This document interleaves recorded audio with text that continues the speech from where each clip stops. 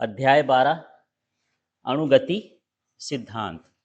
तो इसके जो इम्पोर्टेंट प्रश्न हैं उनको देखते हैं वार्षिक परीक्षा के हिसाब से। तो ये देखो, -273 डिग्री सेल्सियस, इसका मतलब है 0 केल्विन, है ना। पर या परम शून्य ताप पर गैस के अणु गति करते हैं किस वेग से? 0 वेग से। मतलब गति ही नहीं करते। 0 केल्विन ताप हो गया तो अणु जहाँ के तहाँ वहीं रुक जाएंगे, माने गैस के अणु बहते नहीं हैं, चलते नहीं। लेकिन उसके लिए ताप कितना चाहिए? -273 डिग्री सेल्सियस, या क्या चाहिए? 0 केल्विन। ठीक है। इसके बाद यहाँ पर अगला देख लेते हैं। एक बर्तन में n अणु हैं। अणुओं की संख्या यदि हम दोगुनी कर दें तो गैस का दाब कैसा हो जाएगा?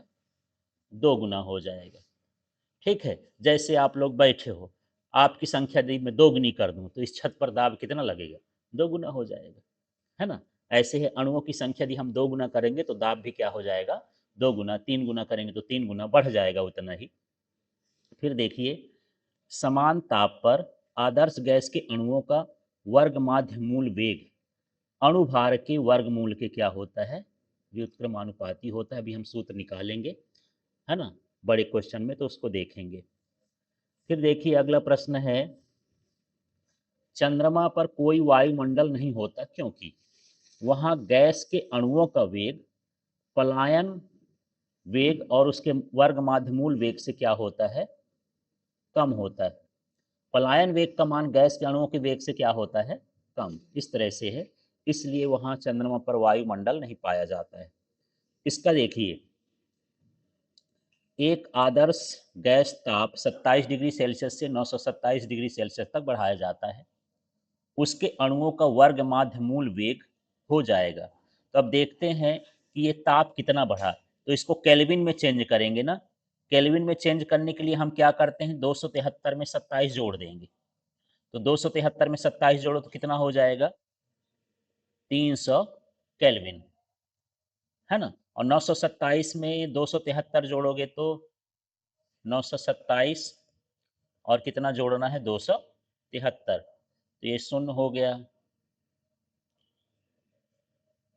ये 7 है ना, 273, 7 दूनी 1, 10, 9 2 11, कितना हो गया? 1200 केल्विन। ठीक है। तो सबसे पहले ये बोल रहा कि यदि हम ताप इतना से इतना बढ़ा दें तो उनका वर्ग माध्य मूल वेग हो जाएगा, कितना गुना हो जाएगा, हमको पता करना है।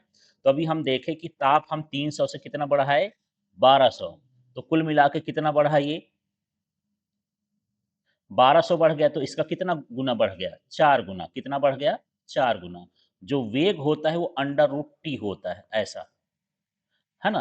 तो भी तो √4 करेंगे, यदि हम √4 करेंगे, टी की जगह क्या रखेंगे? 4। तो वर्गमूल 4 का वर्गमूल कितना होता है? 2। तो ये कितना हो जाएगा? 2 गुना। इस तरह से हल करके हमको देखना है कि ताप कितना बढ़ा। जितना बढ़ा हो उसका वर्गमूल कर दो, तो जितना आएगा उतना उसका क्या बढ़ेगा? वेग बढ़ेगा। क्योंकि जो वेग होता है वह ताप के वर्गमूल के क्या होता है? समानुपाती होता है। क्लियर हुआ इतना? अब यहाँ पर देखिए, प्रत्येक गैस आदर्श गैस की तरह व्यवहार करती है निम्न दाब और उच्च ताप पर, है ना। आदर्श गैस दुनिया में होती नहीं है, केवल ये सोच में होती है। ठीक है। लेकिन यदि हम कोई ऐसी सामान्य गैस है उसको हम आदर्श गैस जैसे जानना चाहते हैं, तो इस गैस का दाब, जैसे ऑक्सीजन है, कार्बन डाइऑक्साइड है, हाइड्रोजन, ये सारी गैसें हैं, ये वास्तविक गैसें हैं जो हमारे इसमें मौजूद हैं। आदर्श गैस दुनिया में नहीं है। ठीक है, हम उसको सोच सकते हैं, लेकिन इनको आदर्श गैस जैसे दर्शाना है तो उनका दाब क्या कर दें? बहुत कम, और ताप कैसा कर दें? उच्च। तो हर गैस आदर्श गैस की तरह व्यवहार करने लगती है। कंडीशन है ये। ठीक है। तो दाब कैसा होना चाहिए? निम्न। और ताप कैसा होना चाहिए? उच्च। तो वह किस तरह व्यवहार करेगी? आदर्श गैस की तरह। फिर आगे देखते हैं। देखिए, मैं बहुत सारे प्रश्न छोड़ते जा रहा हूँ, लेकिन इन प्रश्नों का भी उत्तर चाहिए तो कहाँ मिलेगा? LK फिजिक्स ऐप डाउनलोड करने के बाद उसमें नोट्स और क्वेश्चन बैंक मिलेंगे, टॉपिक वाइज वीडियो। बर्तन में बंद गैस का दाब निम्नलिखित के कारण होता है। तो जो अणु होते हैं बर्तन की दीवारों से क्या होते हैं?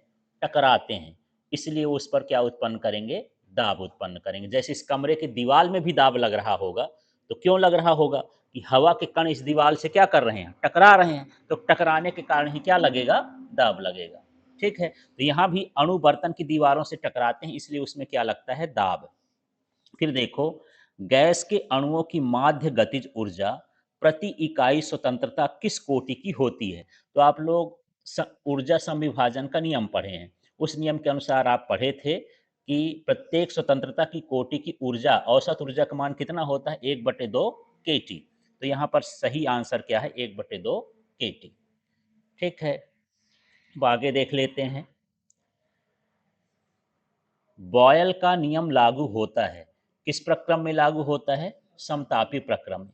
कैसे जान गए, जब आप बॉयल का नियम लिखते हो तो इस तरह से लिखते हो, v और 1/p, लेकिन यहां भी लिखते हो टी नियत, है ना, ऐसे नहीं बोलते हो कि नियत ताप पर गैस का आयतन उसके दाब के व्युत्क्रमानुपाती होता है। ये क्या होता है, बॉयल का नियम। तो हम ताप को क्या बोले, नियत। जब ताप नहीं बदलता है तो कैसा प्रक्रम होता है, समतापी। समतापी प्रक्रम में ताप क्या होता है, स्थिर होता है ना। तो जो बॉयल का नियम है कब लागू होगा, समतापी प्रक्रम में। ठीक, अब आगे देख लेते हैं। अणुओं का माध्य मुक्त पथ होता है, तो इसकी परिभाषा आप पढ़े हो, दो क्रमिक संघट्टों के मध्य अणु द्वारा तय की गई दूरी को हम क्या बोलते हैं, माध्य मुक्त पथ बोलते हैं। फिर यहाँ पर देख लेता है, अणुभार m एक आदर्श गैस ताप T पर वर्ग माध्य मूल वेग होता है। तो इसका वर्ग माध्य मूल वेग का मान ये होता है √3RT/m। इसको हम ऐसा सूत्र निकाले थे, v बार बराबर √3RT और अपान में क्या निकाले थे, m कैपिटल M, जो भी इस मान लिखना हो। ठीक है, तो यहाँ पर ये सूत्र है। इस तरह से हमको 23वां नंबर करना है। 25वां देखो, गैस के अणु व्यवहार करते हैं, तो ये किस तरह से करते हैं, पूर्णतः प्रत्यास्थ दृढ़ गोलों की तरह। मजबूत गोले हैं और ये पूर्णतः प्रत्यास्थ होते हैं। प्रत्यास्थ वही है जिसकी गतिज ऊर्जा भी संरक्षित होती है और रेखीय संवेग भी संरक्षित होता है। इसके बाद यहाँ पर देखिए, साधारण ताप पर प्रत्येक ठोस की मोलर विशिष्ट ऊष्मा होती है, कितना होती है, 2 कैलोरी प्रति मोल केल्विन। ठीक है, अब यहाँ पर द्विपरमाणु गैस की विशिष्ट ऊष्मा अनुपात तो कितना होता है, 1.4। अच्छा, यहाँ पर त्रिपरमाणु का पूछेगा तो कितना हो जाएगा, एक परमाणु का पूछेगा तो क्या हो जाएगा, 1.66। तो आपको ध्यान रखना है, द्विपरमाणु का जो विशिष्ट ऊष्मा अनुपात होता है 1.4, और एक परमाणु पूछेगा तो 1.66 या 1.67 भी लिख देते हैं। हाँ, डबल नहीं है, हाँ, थोड़ा-सा अंतर है। इसके बाद देखिए, आदर्श गैस की गतिज ऊर्जा निर्भर करती है। तो गतिज ऊर्जा किस पर निर्भर करती है, ताप पर। ताप बढ़ाओगे, गतिज ऊर्जा बढ़ जाएगी, ताप कम कर दोगे, गतिज ऊर्जा क्या हो जाएगी, कम हो जाएगी। एक परमाणु गैस की स्वतंत्र कोटियाँ होती हैं, कितनी होंगी ये, 3 स्वतंत्र कोटियाँ होती हैं। ठीक है, और स्वतंत्र कोटियाँ पढ़ चुके हो कि कोई भी जो कण है वो स्वतंत्रता पूर्वक कितनी दिशाओं में गति कर सकता है, कितने अक्षों में गति कर सकता है, वो उसकी क्या कहलाती हैं, स्वतंत्र कोटियाँ। अब देखो, फिर से वही क्वेश्चन आ जाएगा शुरू में जब हम किए थे, -273 डिग्री सेल्सियस पर आदर्श गैस की चाल होगी। तो -273 का मतलब कितना होता है, 0 केल्विन। और 0 केल्विन पर हर चीज वहीं की वहीं ठहर जाती, हम भर नहीं, गैस के अणु भी जहां हैं वहीं रुक जाएंगे। ठीक है, माने उसकी चाल क्या हो गई, 0 हो गई। ठीक है, तो इस तरह से ये एक अंक वाले विकल्प वाले प्रश्न हैं। तो हमारे पास ये है, रिक्त स्थानों की पूर्ति करिए ना। गैस अणुओं द्वारा पात्र की दीवारों के प्रति इकाई क्षेत्रफल को दिया गया संवेग गैस के खाली स्थान के बराबर होता है, किसके बराबर होगा, दाब के। ठीक है, फिर से वही क्वेश्चन आ गया, परम शून्य ताप पर अणुओं की गति, गैस के अणुओं की गति क्या हो जाती है, शून्य हो जाती है। ठीक है, फिर ये देखो, प्रत्येक स्वतंत्र कोटि से संलग्न गतिज ऊर्जा का मान कितना होता है, 1/, हाँ, चाहे गतिज ऊर्जा लिख दे, माध्य ऊर्जा लिख दे, कुल ऊर्जा लिख दे, ये ऊर्जा संविभाजन का नियम कहलाता है। ठीक है, फिर यहाँ पर देखिए, गैस के अणुओं की गतिज ऊर्जा परम ताप के क्या होती है, अनुक्रमानुपाती। वैसे यहाँ परम ताप के वर्गमूल का लिखना चाहिए। अच्छा, गतिज ऊर्जा है, ठीक है। गतिज ऊर्जा का जो सूत्र होता है, ई बराबर क्या होता है, 1/2 kT होता है। तो ई का संबंध टी से कैसा है, अनुक्रमानुपाती। ऊपर है तो क्या कहलाया, अनुक्रमानुपाती। फिर यहाँ पर देखिए, चार्ल्स का नियम खाली स्थान प्रक्रम पर लागू होता है, समदाबी। और बॉयल का नियम समतापी। ठीक है, इस तरह से। अब यहाँ पर गलत जोड़ी देखते हैं, सही करते हैं इसको। ठीक है, हाँ। अणु का वर्ग माध्य मूल वेग का सूत्र बताओ। हाँ, चाहे केटी भी लिख देते हैं, आरटी भी लिख देते हैं ना, चाहे के लिख दें चाहे क्या लिख दें, आरटी। इसके बाद माध्य मुक्त पथ का सूत्र, ये 1/√पाई सिग्मा स्क्वायर और एन। सार्वत्रिक गैस नियतांक 8.314 जूल प्रति मोल प्रति केल्विन। फिर ये बोल्ट्जमैन नियतांक 1.38 इंटू 10⁻⁻³ जूल प्रति केल्विन। आदर्श गैस समीकरण पीवी इक्वल टू एनआरटी। ठीक है, तो यहाँ एक वाक्य वाले प्रश्न है, इनको देखते हैं। सामान्यतः ताप एवं दाब पर 1 मोल गैस का आयतन क्या होता है, तो कितना होता है, 22.4 लीटर। ये खाली स्थान में भी भरने के लिए आ जाए, विकल्प में भी आ जाए, किसी फॉर्मेट में आ सकते हैं, ये समझना है। ऐसा जरूरी नहीं खाली स्थान वाला एक वाक्य वाला इसी में आएगा, किसी भी फॉर्मेट में आ सकता है। तो कोई भी गैस होगी, सामान्य ताप और दाब पर उसका आयतन कितना रहेगा, 1 मोल गैस का आयतन 22.4 लीटर। ठीक है, फिर देखो, आदर्श गैस की स्थितिज ऊर्जा का मान कितना होता है, 0। क्योंकि आदर्श गैस रुकती नहीं है, हमेशा गति में ही रहती है, तो उसकी गतिज ऊर्जा होती है, स्थितिज ऊर्जा नहीं होती। स्थितिज ऊर्जा का मान क्या होगा, 0 होगा। फिर ये देखिए, छिद्र युक्त दीवारों से बने एक बर्तन में हाइड्रोजन और ऑक्सीजन गैस बराबर मात्रा में भरी है ना। बर्तन में कौन सी गैस अधिक निकलेगी, है ना, जल्दी निकलेगी, हाइड्रोजन क्यों निकलेगी। अभी सूत्र पढ़े थे, v बार बराबर क्या होता है, √3RT अपॉन में क्या है, m। m का मान गैस का कम है, माने हाइड्रोजन का m क्या है, कम है, तो वेग क्या होगा, ज्यादा, जल्दी भाग जाएगी वो, ये समझना है। क्योंकि ऑक्सीजन भारी होगी ना, ऑक्सीजन भारी होगी तो m का मान क्या रहेगा, ज्यादा। और जब m का मान ज्यादा रहेगा तो v का मान क्या हो जाएगा, कम। समझ में आ गया। तो यहाँ प्रश्न इस तरह से था कि एक ही बर्तन में हाइड्रोजन है, एक ही बर्तन में ऑक्सीजन है, यदि मैं उसमें छेद कर दूं तो उस बर्तन से कौन जल्दी निकल के बाहर आ जाएगी, हाइड्रोजन गैस। ठीक है, अब मैं यहीं पर एक प्रश्न ये पूछूं कि हमारे वायुमंडल में हाइड्रोजन गैस क्यों नहीं पाई जाती। यही कारण है, हाइड्रोजन गैस क्या होती, हल्की, उसका द्रव्यमान क्या हुआ, कम, तो वेग क्या हुआ, ज्यादा। तो इसका पलायन कर जाती, हमारे वायुमंडल को छोड़ करके चली जाती, हमारे वायुमंडल से बाहर चली जाती। ठीक है, अब यहाँ एन मोल के गैस के लिए आदर्श गैस समीकरण, तो पीवी इक्वल टू क्या होता है, एनआरटी। अब ये आया, बॉयल का नियम लिखिए तथा बताइए कि यह किन शर्तों पर लागू होता है। तो बॉयल का नियम आप इसको याद करो, ये ठीक है, नियत ताप पर गैस का आयतन, भी का मतलब क्या है, गैस का आयतन, और पी का मतलब क्या है, दाब, उसके दाब के क्या होता है, व्युत्क्रमानुपाती। अब बोलता है किन शर्तों पर, तो इसकी शर्त होती है कौन सा प्रक्रम, समतापी प्रक्रम या नियत ताप, जो भी लिखना चाहते हो, ये शर्त हो गई। समझ में आ गया। तो चार्ल्स का नियम बताओ, अपने से बताओ, सूत्र से बताओ। इसमें क्या रहेगा, नियत दाब पर, फिर इसको बोलो गैस का आयतन, उसके ताप के क्या होता है, नहीं बट सीधा है ना, तो समानुपाती या अनुक्रमानुपाती होता है। ठीक है, अब देखो 7वां प्रश्न है, परम ताप क्या है, क्या यह ऋणात्मक हो सकता है, या इसी का अथवा प्रश्न, परम शून्य ताप क्या है, क्या इससे नीचे ताप का मान संभव है।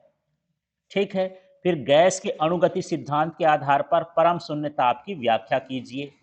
तो 3 तरह के प्रश्न ये पूछे जाते हैं, सबका जवाब एक ही है।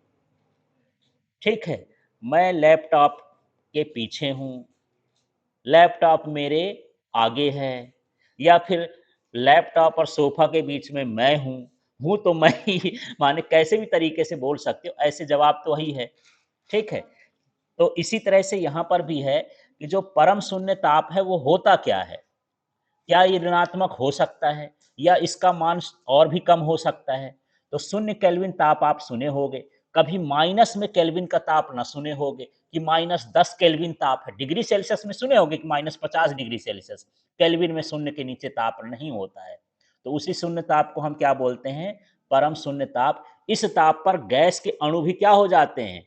स्टैच्यू हो जाते हैं। गेम खेला करते हो ना, खड़े बोले ऐसे, चलते फिरते बोले स्टैच्यू, तो जैसा होता है वैसे रुक जाता है। तो परम शून्य ताप पर ये भी क्या हो जाते हैं? स्टैच्यू, सारे जहाँ के तहाँ कैसे हो जाएंगे? रुक जाएंगे, गतिहीन हो जाएंगे। तो देखो इसमें गैस के आणविक सिद्धांत के अनुसार परम शून्य तापमान वह तापमान है जिस पर गैस के सभी अणुओं की गति क्या हो जाती है? शून्य हो जाती है। ठीक है। अब क्वेश्चन इसमें है कि क्या यह ऋणात्मक हो सकता है? ये परम शून्य का या परम ताप की परिभाषा यहाँ तक हो गई। आपको सिर्फ ये ध्यान रखना है कि जब गैस के अणुओं की गति क्या हो जाती है? शून्य हो जाती है। जिस ताप पर आदर्श गैस के अणुओं की संख्या गति शून्य हो जाए, उस ताप को हम क्या बोलेंगे? परम शून्य ताप। ठीक है। तो यहाँ पर अब दूसरा कि क्या यह ऋणात्मक हो सकता है? अणुओं का वेग वर्ग माध्य मूल मान कभी भी ऋणात्मक नहीं हो सकता, इसलिए परम शून्य तापमान भी कभी ऋणात्मक नहीं हो सकता है। अब इसमें लिखा है वर्ग माध्य मूल वेग, क्या किसी का वर्ग ऋणात्मक होता है? कोई ऐसी संख्या बताओ जिसका वर्ग करो और ऋण में आ जाए। -4 करोगे तो क्या होगा?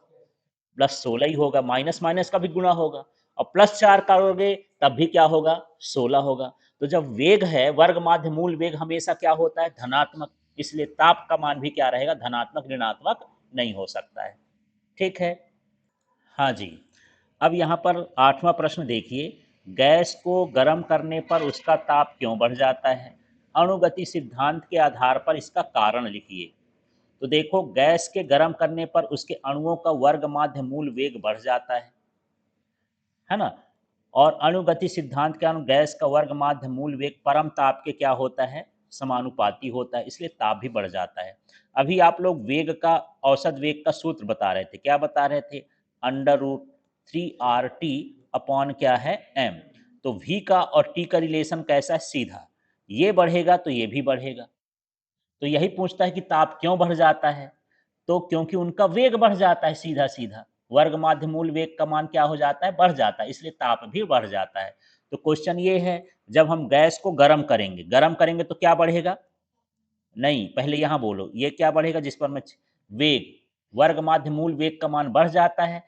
चूंकि वर्ग माध्य मूल वेग ताप के क्या है? वर्गमूल के समानुपाती है, इसलिए ताप भी क्या हो जाता है? बढ़ जाता है। यदि सिंपल से कहो तो सीधे लिख सकते हो कि इसका वेग बढ़ जाता है, जिससे ताप बढ़ जाता है ना?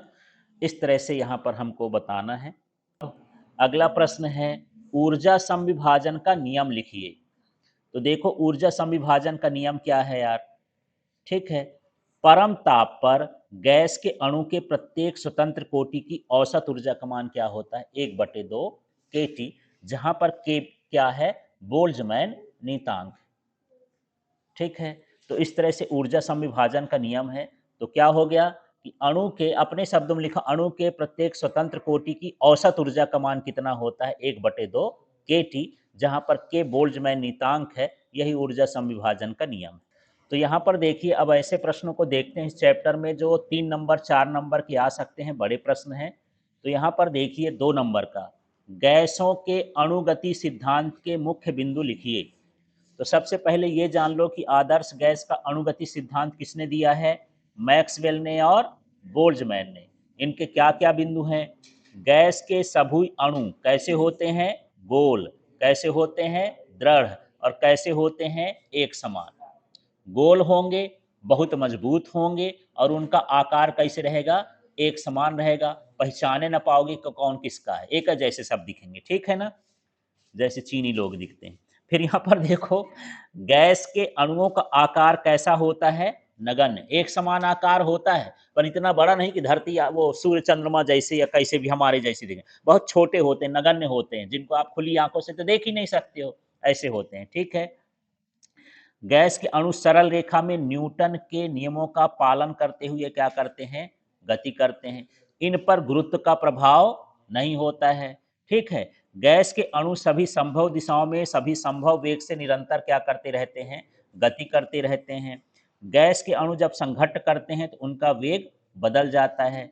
गैस के अणुओं के बीच जो संघट्ट होता है वो ताक्षणिक होता है, नगण्य होता है, पूर्णतः प्रत्यास्थ होता है। इस तरह की ये पॉइंट है। अब ये पॉइंट मान लो 2 नंबर में आ गया, तो आप जो है 4-5 पॉइंट लिख देना उसके। ऐसे मत सोचना कि 2 ही नंबर में हमको 2 ही पॉइंट लिखना है। ये तो सिद्धांत है, तो पूरे लिखना पड़ जाएगा फिर। हाँ जी, अब यहाँ प्रश्न अगला है, देखो। गैस के अणुगति सिद्धांत के आधार पर सिद्ध कीजिए कि गैस के अणुओं की माध्य गतिज ऊर्जा उसके परम ताप के क्या होती है, अनुक्रमानुपाती होती है। ठीक है, या फिर इसका ऐसा देखो, सिद्ध कीजिए कि गैस के अणुओं की माध्य गतिज ऊर्जा ई बार बराबर 3/2 केवीटी होती है। ठीक है, ये प्रश्न इंपॉर्टेंट है।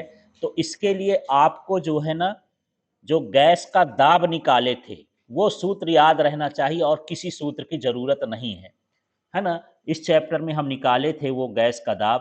तो यहाँ पर है अणुगति सिद्धांत से गैस के अणुओं का दाब, ये है इसकी जड़। और ये जड़ नहीं पकड़ोगे तो पेड़ खड़ा ना होगा, सूख जाएगा। ठीक है, तो P बराबर कितना होता है, 1/3 एन एम वी बार का स्क्वायर अपॉन में कैपिटल वी, ये सूत्र है। ठीक है, अब देखो आगे क्या कर दिए हैं। अब यहाँ पर गणित लगाना है, फिजिक्स का काम खत्म है। फिजिक्स का हम सूत्र भर है कि भैया हम सूत्र दे दिए, अब तुम लगाते रहो। तो देखो, ये 3 है और ये v है, इसको इस टोला में भेज दिए इधर। तो 3PV और बटे में क्या हो गया, n। इधर क्या बचा है, एम भी स्क्वायर। माने इस साइड केवल एम भी बार का जो स्क्वायर है ये बचा के बाकी सारी चीज़ों का हमको क्या कर देना है, पक्षांतर। पक्षांतर करेंगे तो जो बटे वाला है ऊपर चला जाएगा और जो गुणे वाला है ऊपर, वो कहाँ आ जाएगा, नीचे। तो यहाँ तो केवल गणित लगाना है। अगले स्टेप में देखो कि जो पीवी का सूत्र है वो क्या होता है, आर टी। ये पीवी लिखा था, ये पीवी, तो पीवी की जगह क्या मैं लिख दिया हूँ, आर टी। समझ में आ गया। अगले स्टेप में देख लो, यहाँ पर एम भी स्क्वायर था, इसको मुझे गतिज ऊर्जा बनाना है। तो गतिज ऊर्जा का सूत्र क्या है, 1/2 एम भी स्क्वायर। तो एम भी स्क्वायर तो है, 1/2 कहीं से ले आए तो एक किसका सूत्र बनेगा, गतिज ऊर्जा का। तो देखो इसके बटे में भी 2 लिख दिए हैं, इसके बटे में भी 2 लिख दिए। ऊपर देखो n भर था ना, नीचे क्या हो गया, 2n हो। ठीक है, अब यहाँ पर ये जो ये वाला मान है, ये इसको हमने क्या मान लिया है, ई बार। ठीक है, तो ये 3RT अपॉन 3/2 हो गया, 3/2 RT अपॉन क्या हो गया, एन। आर अपॉन एन को हम क्या बोलते हैं, केबी। तो इस तरह से ये ई बार बराबर 3/2 केबीटी हो जाएगा। इसका मतलब जो औसत गतिज ऊर्जा है, यदि ताप से लिखें तो उसके ताप के क्या होता है, समानुपाती। इसमें एक चीज और लिख सकते हो, यहाँ जहां करके आपको बताना है कि पी का मतलब दाब है, एन का मतलब अणुओं की संख्या है, एम का मतलब अणु का द्रव्यमान है, वी बार का मतलब है वर्ग माध्य मूल वेग, के बी का मतलब है बोल्ट्जमैन का नीतांक, और जो भी इसमें आ गया, वी भी लिखा है तो वी का मतलब आयतन, फिर इसके बाद आर भी लिखा है आदर्श गैस नीतांक, और टी भी लिखा है तो ये हो गया परम ताप। इस तरह से आपको यहाँ पर निकालना है। अब यहाँ पर 5वां प्रश्न हम देखते हैं। प्रश्न है, सिद्ध कीजिए कि गैस के अणुओं का वर्ग माध्य मूल वेग गैस के परम ताप के वर्गमूल के अनुक्रमानुपाती होता है। आपको प्रश्न समझना है कि उस पिछली बार औसत ऊर्जा पूछा था या माध्य ऊर्जा, इस बार क्या पूछ रहा है, वर्ग माध्य मूल वेग। ठीक है, तो सूत्र वही लगेगा। अणुगति सिद्धांत से दाब का सूत्र क्या होता है, देखो, P बराबर 1/3 एन एम वी बार का स्क्वायर अपॉन वी। इस बार हमको वेग निकालना है, तो वेग बचा के सबको भेज दो उधर।